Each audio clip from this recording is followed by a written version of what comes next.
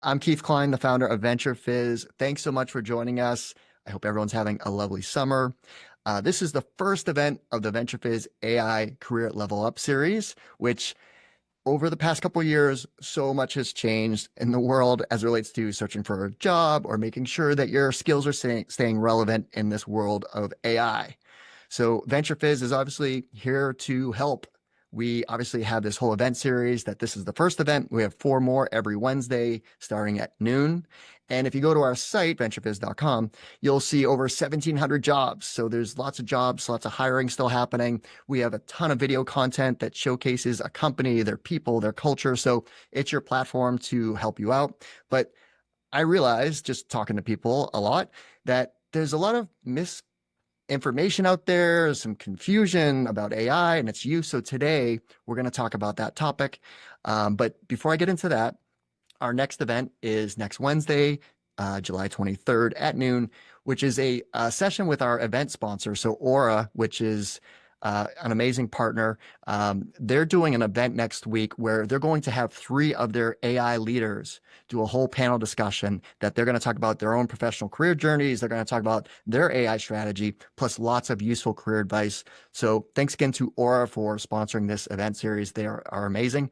But you're here to talk to our amazing panelists that I'm so excited about AI in your job search and what are the tools, what is the proper use. There's so much going on out there. So to kick things off, I do want to do a poll if I can remember how to do these things.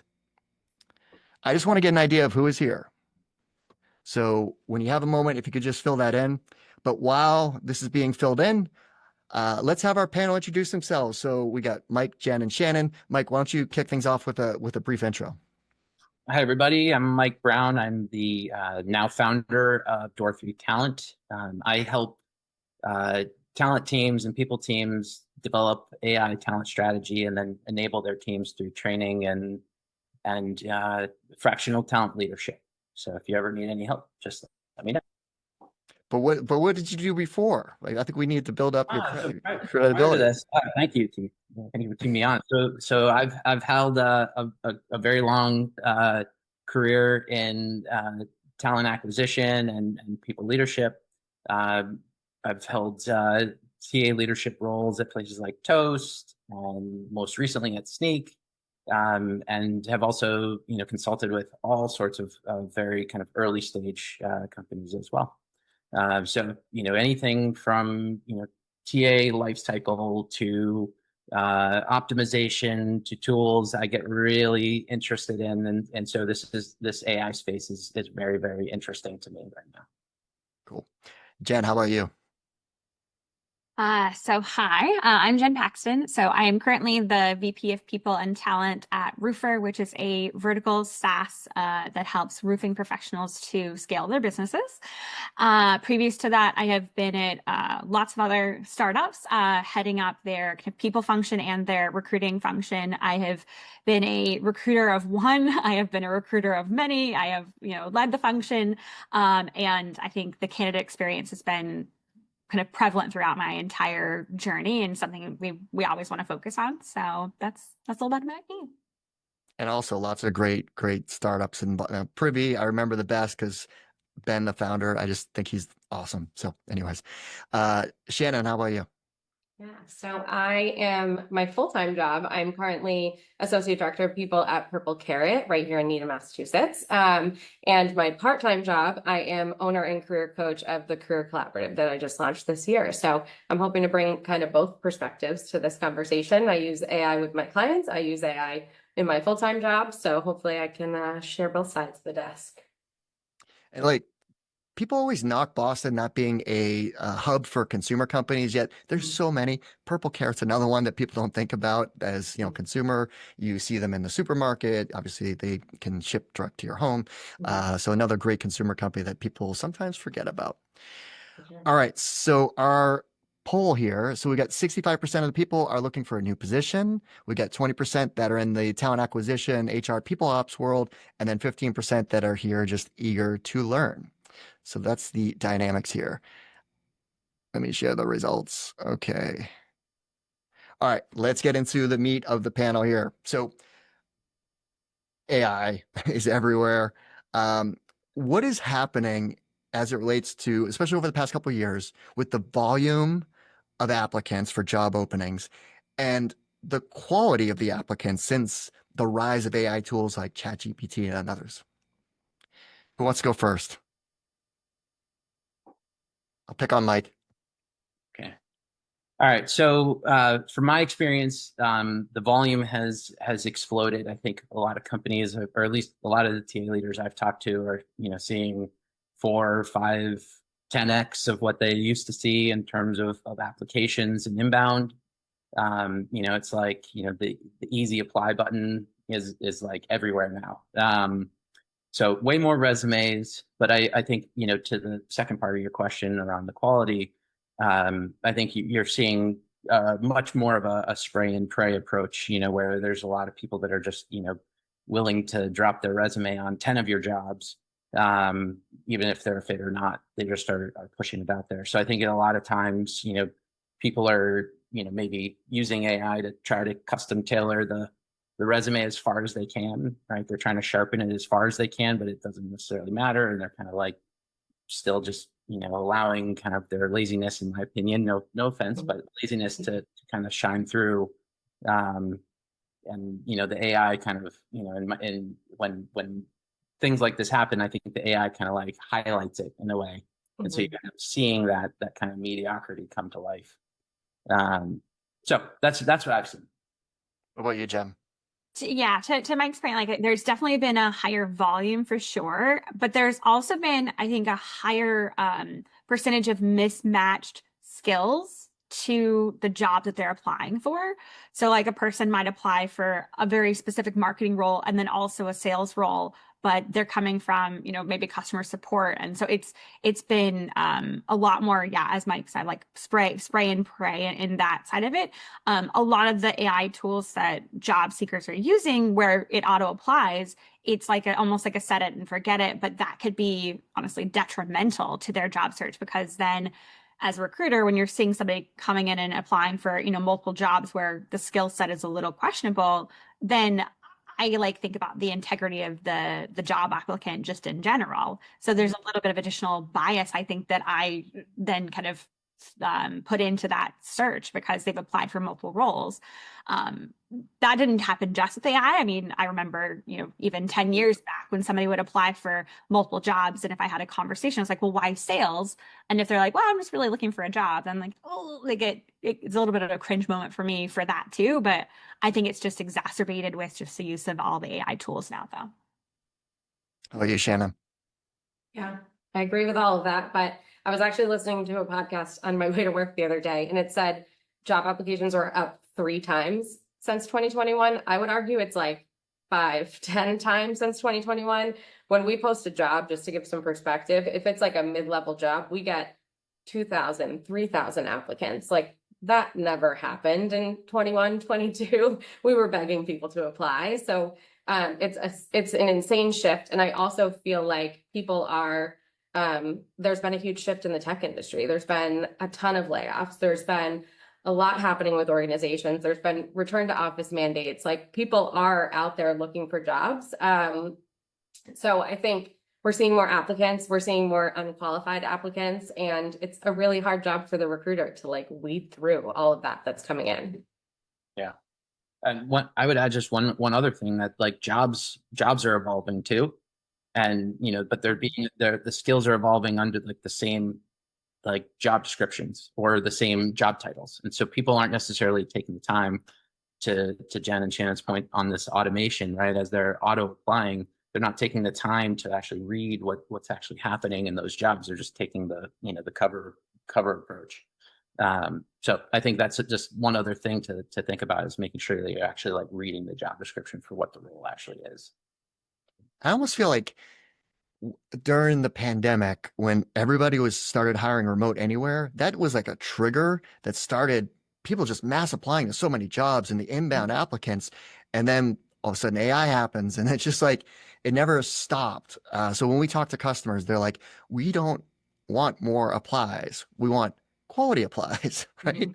You still want applies and great candidates. So is anyone hiring remote positions, and is that like an even greater level of, or do people just apply even if they're not local, even if it is like a location-based position?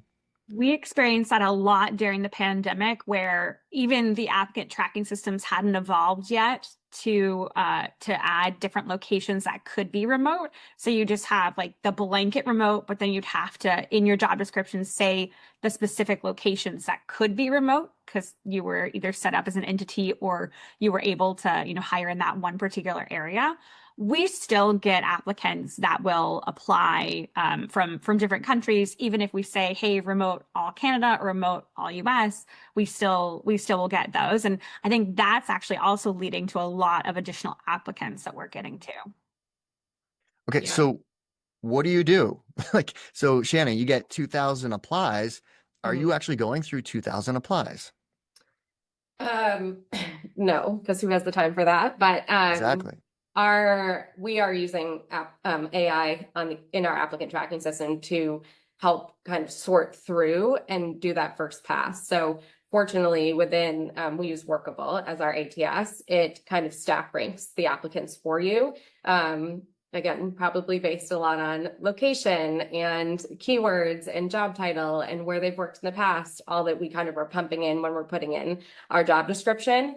And it gives us kind of a percentage ranking. And where I used to maybe start a job search by date applied, I'm now starting a job search by, does anybody meet 100% of the qualifications for this job, and sorting them that way. So it's more of a filtering mechanism, right? Like when you hear AI, it's like this big crazy thing that's doing magic, right? But it's basically a filtering mechanism of like, hey, can we just eliminate people that are not in our region, that are at this level, or whatever the case may be? Yeah. And Mike, you write a lot about this stuff. So what are talent acquisition professionals supposed to do when they're getting that volume of applies? I mean, I think in a lot of cases, leaning on the tools like, Shannon's talking about, within Workable, or, Ashby has a tool built in, or, relying on the third party. There's a really cool up and coming tool called SquarePeg that relies on this concept of Glassbox AI, which, helps kind of build trust. And that concept is basically like giving you a real view into how it's making the selection, right? So it's really, to Kate's point, everything is just built on filters.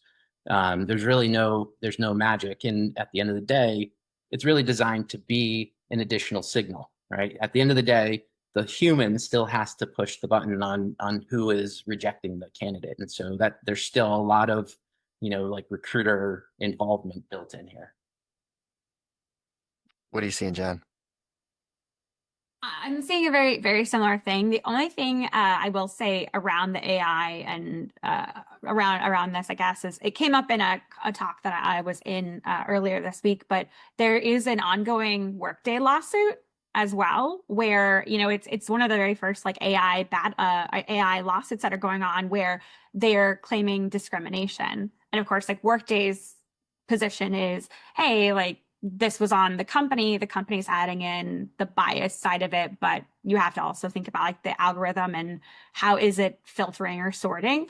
I even think about, before we even had AI, we had sometimes knockout questions. So if the person wasn't in a specific location, or if they didn't have like a certain amount of skills, like you could go ahead and filter them out.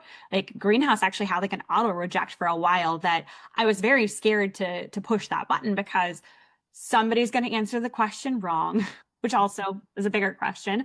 Or what if we get to the end of our pool and we could have had that conversation? There's a lot of nuance there. So I feel very similar about just kind of the AI filtering. There's a lot of nuance there. But to Shannon's point, there's no way to go through 2,000 applicants. We're not hiring 17 recruiters on the team so that we can tackle it. We have to prioritize. And one HR person I was talking to earlier this week said they have a goal of getting through every applicant, so they have to turn off the job posting. So you think about, like, you open up a job for 2 or 3 days, you shut it off immediately. And it's almost like timing is more of a factor than the AI right now. Mhm. Yeah, Not to get it's too ahead of it's too ourselves. bad. Okay, Sorry. go ahead, Shannon. Not to get too ahead of ourselves, but that's also, we talked a lot about this before we got on the call, but AI kind of complements us in our jobs every day. It should be complementing people in their job search.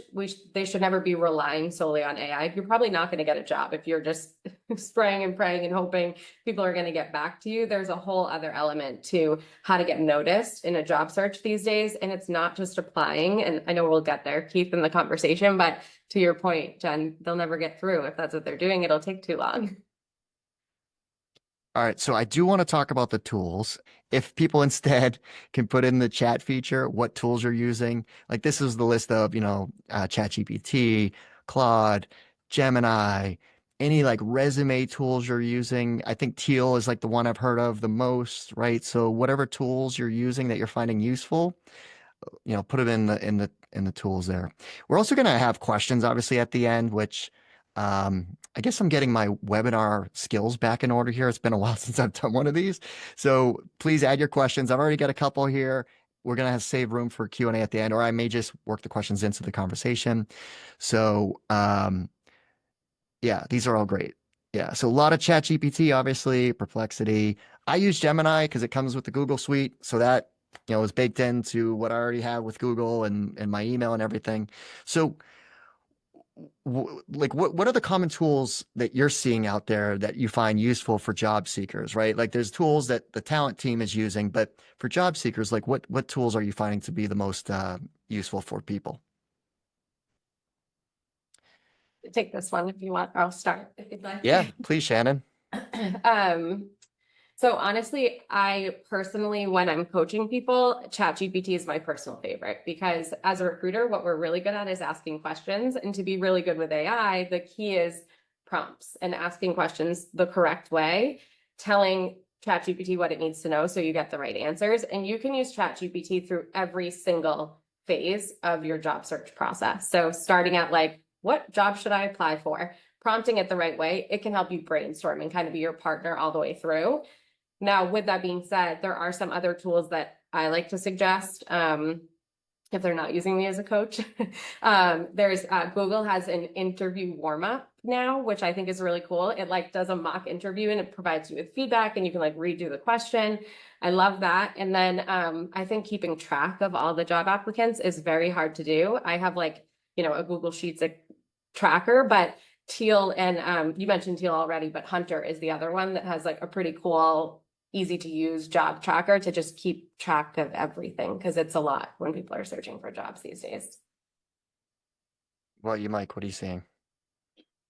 Well, I think Shannon just nailed the big ones there. I would say for me, my big one, my favorite one is similar to Shannon's ChatGPT. I think that's the one I tend to give advice to, on the most right now. I think it's the most under leveraged because there are so many. We were just saying this before. There's so many use cases for it, and so I think it's really kind of nailing down how you want to use it.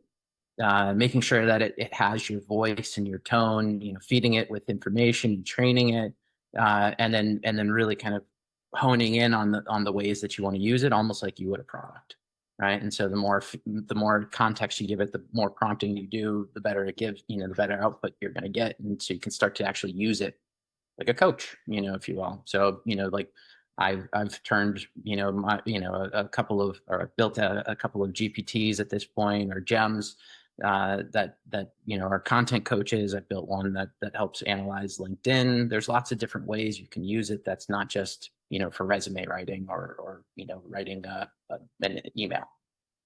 Well, but Mike, you had a viral LinkedIn post based on taking your LinkedIn data and then making sense out of it all. So like, just speak briefly about that. I mean, I can link to the post in here, but.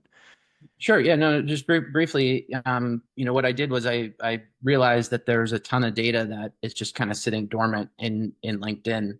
And so I chose to download it, and I uploaded it to initially to Gemini, and I fed it with a monster prompt that, where I asked it to look at all of my connections, analyze it based on against all of the content that I've ever written and the likes and the engagement that I had against it to determine who my highest value targets would be for, you know, my now business development work that I have to do.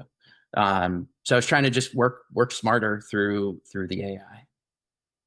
Yeah, so it's not just tools and everything. It's like how you have access to data that you don't even think about that could be useful for, you know, matching up patterns of your network or something like that. So I thought that was super interesting. And yeah, it just you got tremendous like engagement on it. So for obvious reasons. So I'm gonna link to it in the chat. Jen, what about you? What tools?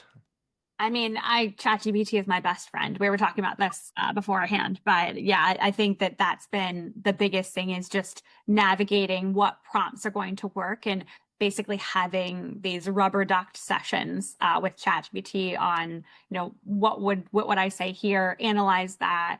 Like, what would I say here? Tell me like what could I have done better? So I think that's a big one. A new one that came up that I haven't used yet, but came up in a talk earlier this week was Massive. And so that one could be an interesting one to help with some of the resume side of it as well.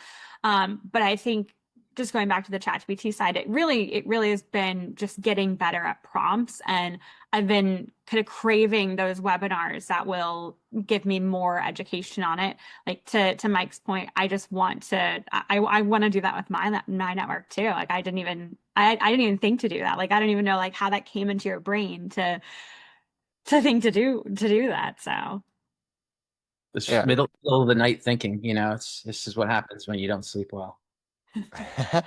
One other tool that is super helpful, by the way, and it only continues to get better for job seekers is Grammarly. So I mean, it was like one of the first kind of like real AI tools out there, and it just keeps getting better. The acquisitions they make, the more time they put against it, and it'll help distinguish you against like the generic ChatGPT writing. So they had just acquired Superhuman. And so there's a lot of news about that combination. And what I didn't realize, Grammarly's a massive business, like revenue business. And because they were one of the first native AI solutions that, I mean, their adoption is massive. And like I use it, but I'm not a paid user, but I appreciate the free version. And I guess their business is incredibly massive. And, you know, the combination with Superhuman is really cool. And Jen, you mentioned Massive, which I hadn't heard about, but someone in the chat mentioned that. Ninja Tech, Fireflies, Go Perfect were other ones that I haven't heard of yet. But I feel like I need to do a post on VentureFizz that's kind of like breaking down these tools or something like that. Or maybe if the folks that are participating here, if you want to offer up your use of it and like of it, you know, maybe it's, you know, something we could collaborate on. So, okay, so people are using tools. We just had a conversation about it. What is the proper usage of tools, right? So, you know, so with Claude, right? So Anthropic wrote their own guide of, hey, if you're using Claude or other AI tools, Gen AI tools, here's the proper use of what we expect, because we obviously applaud that you're using it, but there's some boundaries. So what's the proper use of these tools? Who wants to go first? I will start with, I think it depends on the organization, and also one HR person I was talking to was their hiring manager's appetite. You know, they had 3 different hiring managers they were working with, and this is Casey Bastinoni. I'm just going to throw out her name so that she knows she gets credit for that. But she was talking about 3 different hiring managers, and one actually really liked using AI. One said, no, I don't want any AI at all. And then the other was kind of ambivalent on it. And so I think it really depends on their preference. And then this side of it is, Mike said something about this in the very beginning of the conversation, or I think maybe actually, no, Shannon might have said something in the very beginning, but it's like, you can rely on it, but you can have it be your only strategy. There are ways to use it very wisely, but then there's also these like sniff detectors when you're even looking at a resume. Some things you can see are just blatantly, okay, AI just wrote all of this. Like they didn't check this at all. There's no personal, anecdotes. There's no impact statements at all. So you can almost tell when ChatGPT wrote the whole resume or when your entire interview answer is ChatGPT. There's no authenticity to it, and that's challenging as well to manage. The sniff test is definitely a real thing, right? Like you can just tell now, like just because you've seen enough of it. And I hosted an event back in March, a go-to-market event, and in two different panels, they said the same exact thing, where they would give a case study to the job seeker who would, go home, do their thing, and they got identical answers back from ChatGPT, and they're like, "Come on!" Or, then they start interviewing the person, asking deeper questions. They're clueless. So Mike, what's the proper use of these tools? So I think, in my opinion, couple of things. So I think like a gut check, I think is a good one to kind of live by. So like if you read what it's written out loud, and you like it makes you cringe, like don't go with it, right? Like actually go back and rewrite it. And that like a lot of people just go with it because I think they're just willing to use it. I'm not sure why. And to Jen's point, I think that AI should make your story sharper and not faker. And so like it's going to embellish in certain ways. And if you can't back that story up, like to, as you're, if you make it past the filter and you're telling the story real time to the recruiter or to the hiring manager, and you can't actually like tell the details, you're going to get called out for it. I mean, I think that's just, the natural, thing that's going to happen. I think draft your resume yourself, then use AI for edits. That'd be my 2 cents. I think, telling people when you used AI is like you should actually, like, that might even be the gut check in itself, is that like if you're not comfortable saying AI did this, then you probably shouldn't be using AI. And and to then Jen's point, like the other thing I would just say is like watch out for some of the obvious things. There's certain, like if you use the tool enough, you start to notice the dashes, the starting sentences with and or, the strange ending of sentences, ending sentences and question all the time, because it's looking for creating more and more prompt right beyond. So like just remember that like a lot of us read these things, and so just I think it write it yourself. When in doubt, write it yourself. What are you seeing, Shannon? Yeah. I mean, I truthfully don't even know how to make an M dash on my keyboard. So does anyone know how to make an M dash? I know that it's in my ChatGPT, but I don't know how to actually do it. So yes, dead giveaway if that's in your resume. To kind of piggyback off Mike. Oh, there we go. People are smarter than me in the chat. Telling me to piggyback off what Mike said, I totally agree. Write it yourself.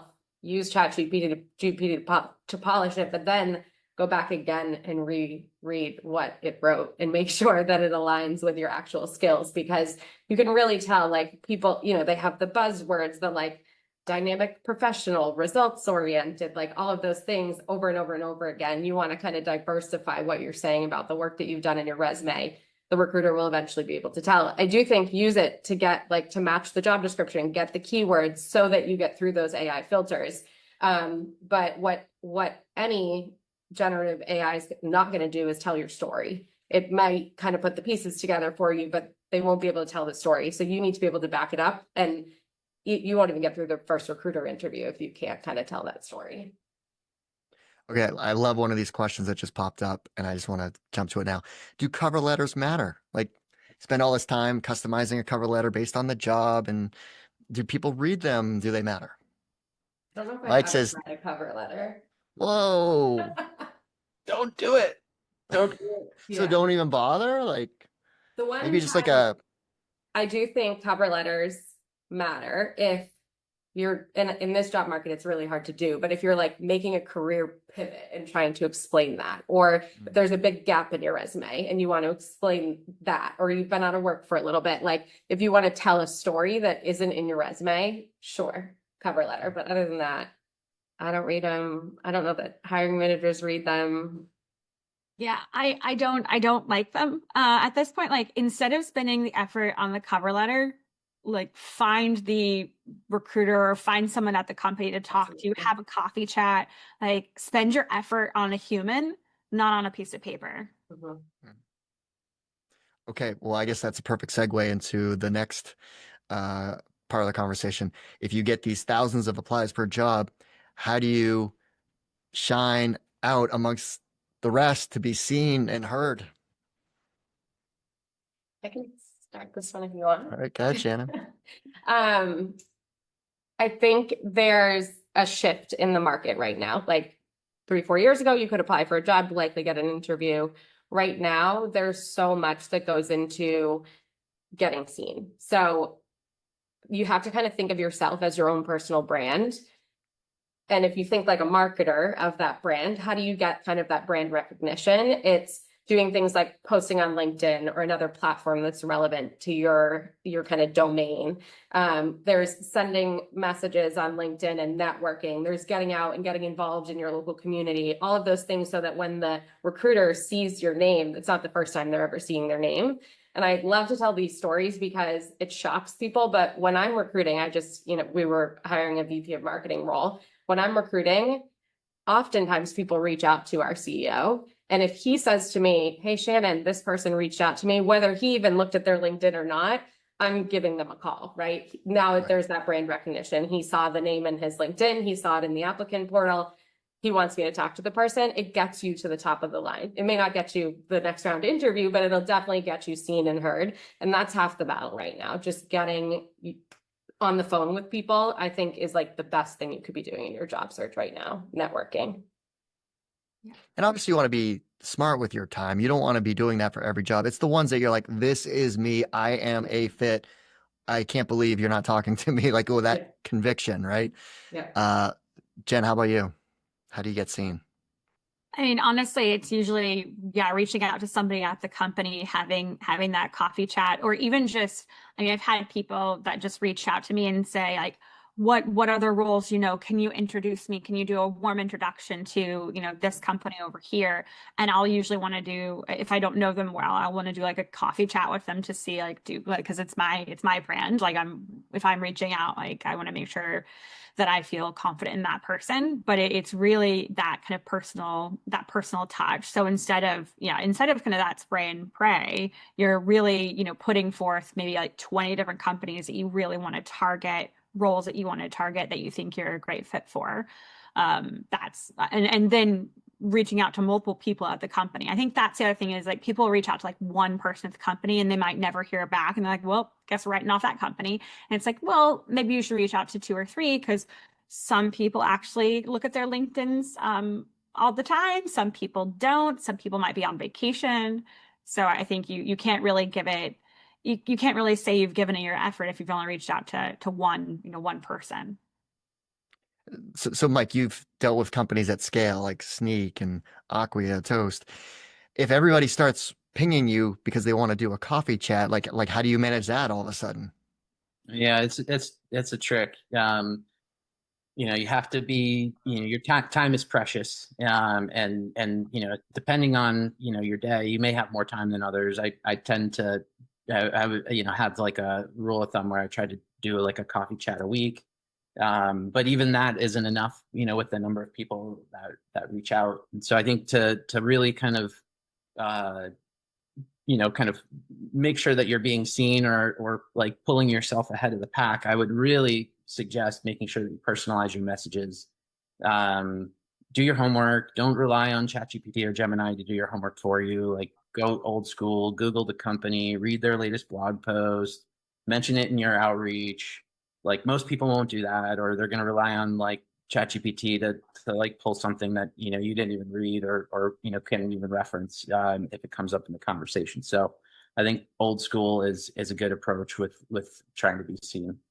And to Shannon's point, your personal brand matters more than ever these days. It's just it's who you are. It's what people say about you when you're not in the room, and and at the end of the day, it's how you get hired. Well, I like to think about like, so if entrepreneurs are faced with this challenge, right? VCs are getting, thousands of inbound, you know, pitches. So how do they manage their time, right? They like referrals. They like to get a referral from another entrepreneur, maybe someone from their portfolio company, and they will absolutely make time to look at it, probably take a meeting, depends, right? So think of it that way, right? Like LinkedIn is so powerful. Everybody's connected. And some people have very tight connections with people on LinkedIn. Then there's a whole bucket of people that I'm connected to that I really don't know. So when people reach out to me to try to make a mutual intro, one, I like to make sure A, it's a fit, but B, I let the person know that, yeah, I know that person really well, or I don't, and I'm not useful there. So use LinkedIn. It's just becomes more valuable, which is it's been pretty remarkable that LinkedIn has had such a long run and becomes more relevant. So I want to shift that to LinkedIn usage, like building your personal brand. Like what advice do you have? Like, so if you get a resume and you're kind of like, oh, interesting. Do you go to the LinkedIn immediately, check that out? Like, what's your process there using LinkedIn? Shannon?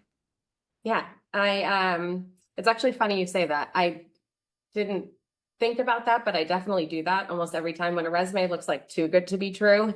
I'm always double checking their LinkedIn to make sure it reflects what their resume says, which also can get people into trouble when they're using these AI tools to match their resume to job postings. And then your LinkedIn says something different. It kind of gets you in trouble. Recruiters will notice that. So yes, I think your LinkedIn should show your professional career as well as show a little bit of personality and show who you are and what you believe in. In terms of like professional beliefs, things that get you excited, what motivates you.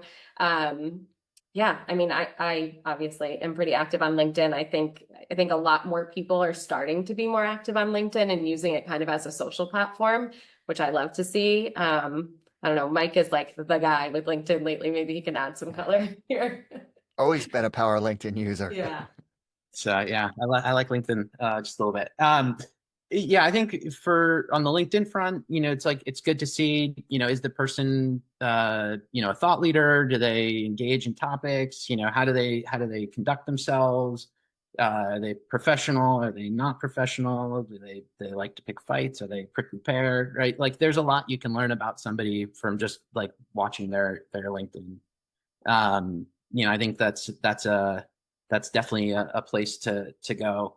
I think that that LinkedIn is also, from like a branding perspective, it can be like the forum for you, right? To tell your story, and also, to kind of like generate that network, and build up that network of people that are kind of rooting for you. I think that like the more you bring those people closer, and kind of make sure that you're engaging in their content too, the more that they're going to hopefully kind of give back and help support your content.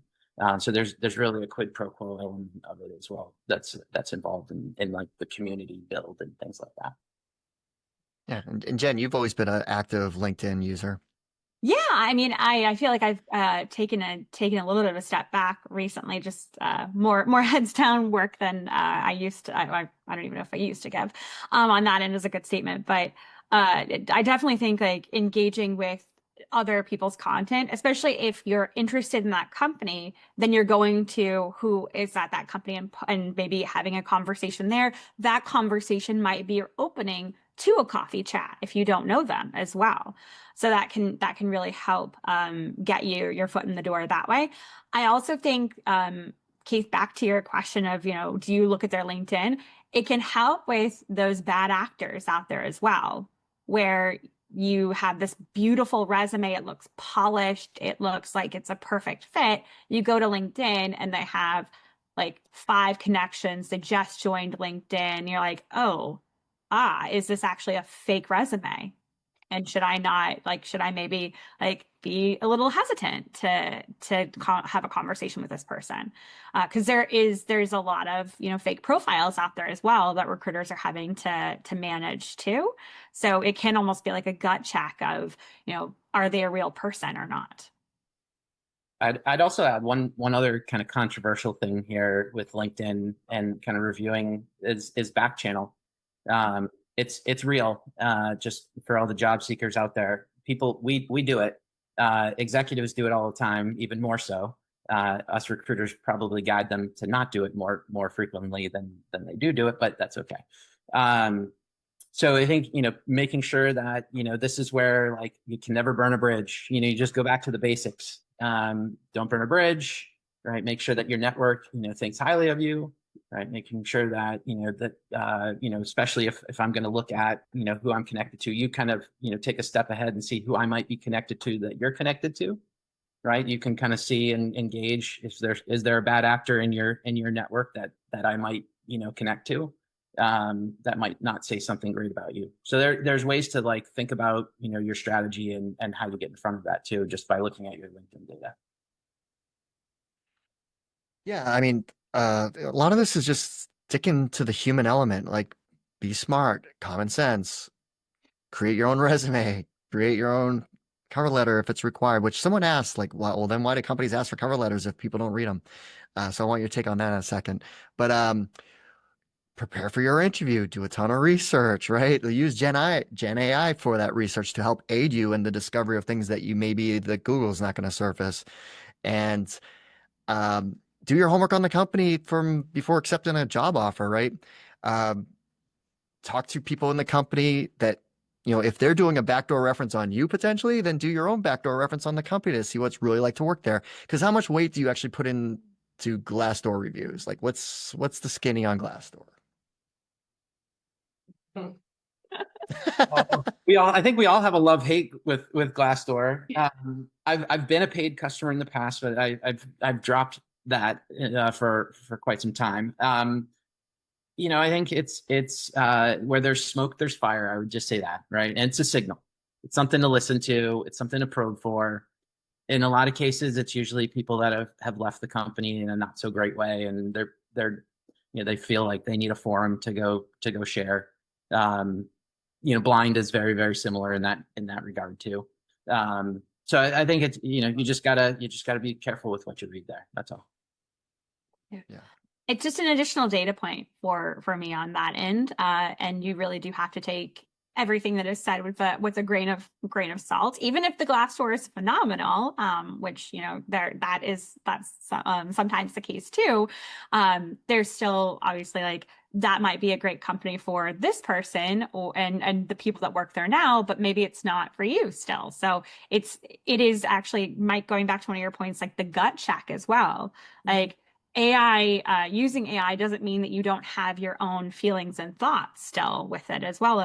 If you've had a really bad interview experience, or if you've had like maybe a middling interview experience, then you have to use your gut on that too. I don't know at what point the whole world became so dependent on information about, like, so you think about reviews, right? The whole world became dependent on reviews. You stay at a hotel, you get your car repaired. At the end, when you're checking out or you're, cashing out, can you please leave us a review on Google? Because it just matters so much, and they're just trying to compile these reviews. Same thing with Glassdoor. It's a vertical review site that if somebody leaves a bad review, the talent team, the HR team, the people ops team is like faces melting, like, oh my God, no. Then there's going to be a bunch of positive reviews. So it's just a data point. Use it with a grain of salt. And I've been saying that since day one with Glassdoor. It's usually used by somebody that isn't happy. About you go to like any review site. Do you really go there to say, oh, I had this amazing experience? Or do you just go there to be like, ha, right? Like, which I don't like these review sites for that reason. It's just such a crazy game. So anyways, there's my rant for today. So, Shannon, anything you want to add? No, agreed. You kind of took the words out of my mouth. I've never gone to a review site to leave like a glaring review, or maybe like it's either one extreme or the It's other. word of mouth. I Word of love it mouth. so much. I have to tell everyone, or I hated it so much. I've never left a bad review, I don't think. But if I did, it would be so bad or so great. And most companies probably fall somewhere in that middle range where you're just a good company and you don't have either end of the spectrum. And then on top of it, you've got like the talent brand and employer brand teams like generating this monster strategy to get in front of all of that and generate the additional reviews. And there's really simple ways to get really positive reviews. Interns, believe it or not, they like to speak really positively about their week experience, right? Like, like that's a really easy way to doctor your Glassdoor. So there's that, like tons of ways to play it too. There's a more of a blocking and tackling question from somebody that says, on your LinkedIn profile, you have recommendations, which I never even think of anymore. Is that do you look at those? I actually think I use them more for personal happiness than my job search on that end. Because there are definitely days when maybe the job isn't going well, or you've just had to have a really difficult conversation. You got a really difficult piece of feedback. So I actually use it for more like, what did someone else think of me before, and kind of like a pick me up than looking at other people's. Yeah, it just sounds like it's part of the profile that's not heavily leveraged. I don't even think of asking, like when years and years and years ago, I remember trying to build that out, but I haven't done that in a really, really exceptionally long time. I think it also might be better for people that are doing more the consultant side of it, of like the client experience and, what was your experience working with them. So like Mike might build it out for his business. I could see that. It's funny you said that. I just moved a couple of like recommendations that I had into the featured section on my profile recently for that exact point, building recognition and trust. All right, so what else should people be thinking about? This can be AI, non-AI. We're covering a lot here, which is great. But like what just kind of big picture things that people should be doing, tools, approach, like what other things do you have in mind that would be helpful? We haven't covered it here, but I am really curious of other people's thoughts on this. Recruiters don't always give you feedback on your interview, like your interview. If it's a bad interview and you just get rejected, you just kind of usually get the blanketed one. You might reach out to the recruiter and ask for feedback, and the recruiter is struggling to say like, well, how honest am I? If I'm too honest, they're going to leave us a bad Glassdoor review. Like, what do we do? So I think that's where some of the other like communication and tone AI can maybe factor in on this end. I haven't used one yet, but I researched before this conversation. I like looked at Yoli and VMock. There's like interview warm up as well. So I know there's a lot out there, but I think that's something that is maybe a gap right now where interviewers don't know that they had a bad interview and no one's going to tell them. So could AI help them with that? I do think that Bright Hire and some of the transcription tools now are set up so that the candidate gets back their transcript or a copy of their video. I had posted about it on LinkedIn a while ago, and there were a couple companies that I can't remember the names of them, but I'm pretty sure Bright Hire was one of them. And they provide some analysis back. So essentially, like kind of similar to like if you turned on the Zoom AI transcript and it gets sent to everybody after the meeting, kind of the same concept. So you could at least see where you might have gone wrong if people aren't willing to give you feedback. I posed this question to a legal team as well, and they were like, hell to the no. Do not go that path. But I'm sure somebody will figure it out at some point. Yeah, I think people forget sometimes that interviewing is a skill. And a lot of times people dive into their job search and they get the first interview and they like think it's going to go great. And then afterwards they're so disappointed. Well, that's the first interview you've done in 10 years. Like, what do you expect? So I hope that people are starting to learn to leverage these AI tools to practice, because just like anything else, like you have to practice, you have to learn how to respond appropriately to the questions. And there's so many tools out there to help people. And you said interview warm up. I was looking at that the other day too. Like, how great is that? Like, that didn't exist years ago. Now you can like chat with an AI bot basically and rehearse your interview, which is so great for candidates. I think that's the next trend, in my opinion, is we've all got to get really good, really fast at speaking to a bot. Right. And the people that are the influencers on TikTok and Instagram, they're like already like 5 steps ahead, in my opinion, because they're already like, they've got that comfortability just like speaking to the camera. Keith, you're gonna nail this, for that matter, right? Like you're all already kind of ahead in this voice game. And as we see more and more AI voice come to market, especially in talent tools, I mean, if you're thinking about like end-to-end AI agents, the only way to really like interview somebody is going to be through that voice mechanism. So like we've got to get really good at that if that's the future of where we're all going. Mhm. Yeah, and that's, well, one thing. So Mike's post that I was referring to, the one I shared, I knew it didn't seem right to me because it didn't have the same level of engagement as this one. This is the right one. So so he has a whole process of what to do. So just check that out. Yeah, so what do you see as the future of using AI as relates to the job search? Like if you were looking ahead, like even like everything's changing so rapidly in all these tools, like even like a 6 to 2 year outlook. Mike. I mean, it's funny because as I'm talking to different companies, I'm basically like, I'm like, you got to put a stake in the ground, but know that everything's going to be different in 12 months. Like, that's probably even long. It's probably like 6 months is the iteration. But I think, in general, AI speeds everything up. That's, whether it's, especially in talent, I think there's going to be opportunities to speed up screening, resume review, outreach, scheduling, like all of that just becomes faster and faster and faster. I also think AI will, especially with the detection stuff happening, it's going to begin to expose people that are, either deep fake or, custom tailored resumes that don't match, things like that. I just think, and they're just out there like doing the spray and pray button mashing. I just think that's gonna change. I think the winners are going to be the people that are transparent, still continue to play the old school, baseball game, and you use AI to help them, but not, how they show up. Mhm. Yeah, I know that we're talking about AI specifically in job searching and then the talent acquisition world, but I think for talent development across all organizations, AI is just going to be more and more prevalent.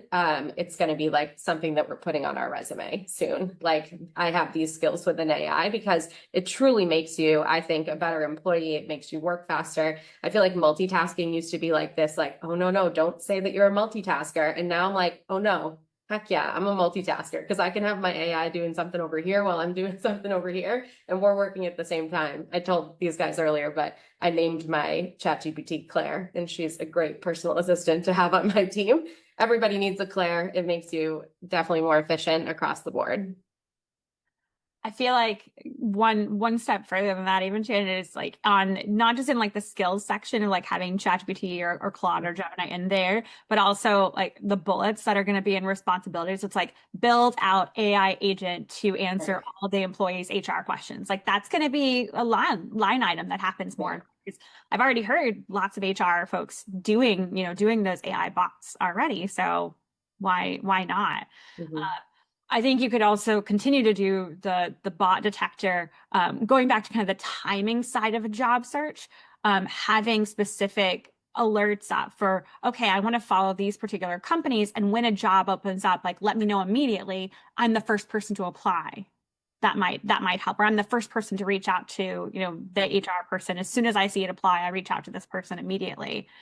Because that can, again, timing can be everything. Going back to Mike's old school comment as well, which no school like the old school. That's the thing, though. It's like timing and the human element. Like you can't have those go away just because AI is here. Like what, like advice on obtaining these AI skills, like Jen, you're talking about, how are you learning to build these things? What do you do? Like, how are you experimenting? Like, what advice would you have if job requirements are starting to say must have this AI experience? Like, what should you be doing to upskill? Honestly, it's taking some time out of your day and just playing around with it. Like there are webinars that you can go to help you learn different prompts. I remember, 10 years ago, there were a lot of different articles I'd read on how to do a great Boolean search. Now I can probably, use ChatGPT to build out the best Boolean search ever, but I also still have to put in the right prompt. But also it's just really taking the time to say, oh, I wish I could do X. I wonder if ChatGPT could do that. And just going in with like that wild idea and trying it and then, refining it here and there.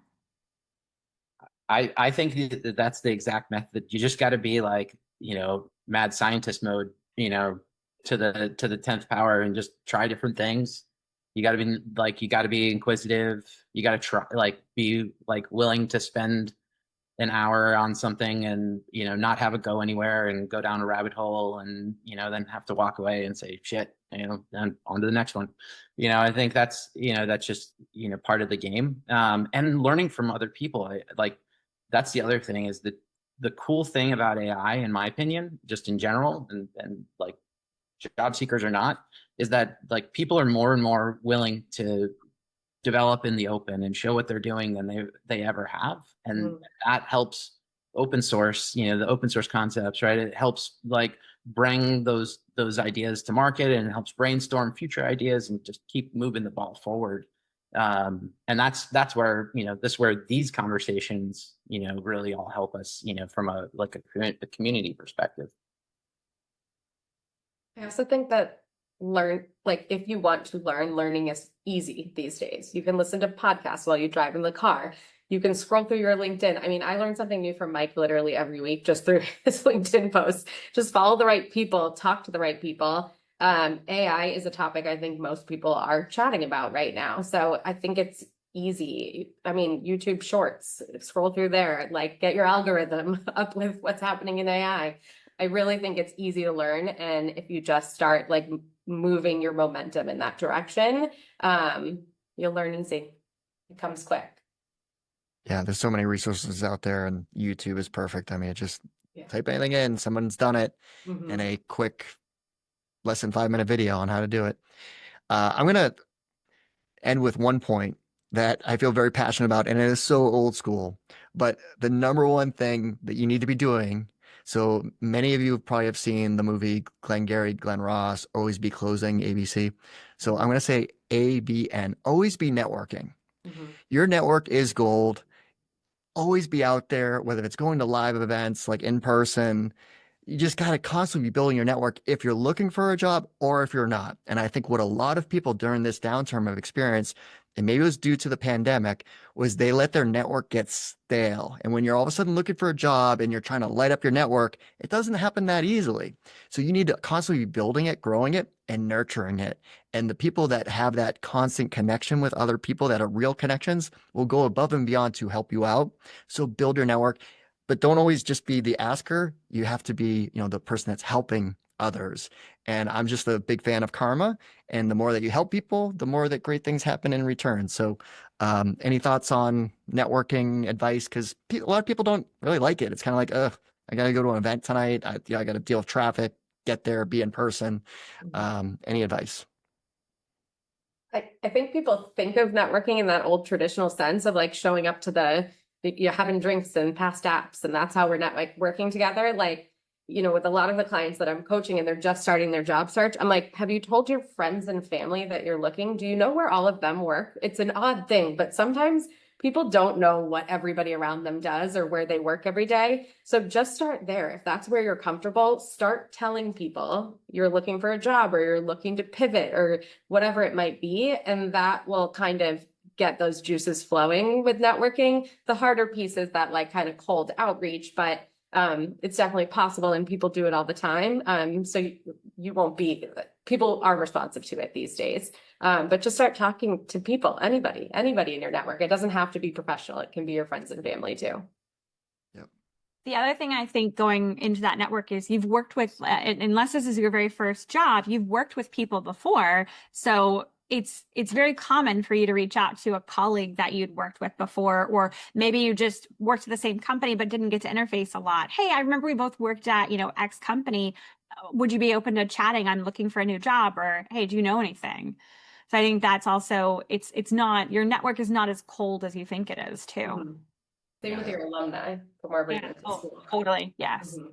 Totally. And something that Shannon said, I would just, you know, reiterate is just like, get comfortable, get comfortable asking, get comfortable putting yourself out there, right? That's really, you know, what the network is all about. Right. And to Keith's point, like if you can try to do that when you don't always need them today, right? Like you're doing that on a just a proactive basis and checking in, pinging, seeing how people are doing, churning, you know, I call it churning the network, right? And, you know, making sure you're constantly doing that. You know, you'll have a phenomenal network that wants to support you and, you know, help you through your transition, you know, in ways that you wouldn't even believe of. So it's a really powerful thing. So speaking of networking, I just put my LinkedIn in the chat. Let's connect.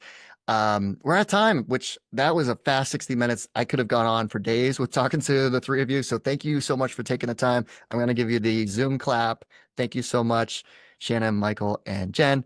Next week, I hope to see you noon on Wednesday because there's 3 Aura executives. Their chief product officer, their CTO, and chief AI officer that are going to break down Aura, their AI strategy. Plus, they're going to talk about their careers and give you lots of advice as we're all in this AI era. So thank you so much for the time.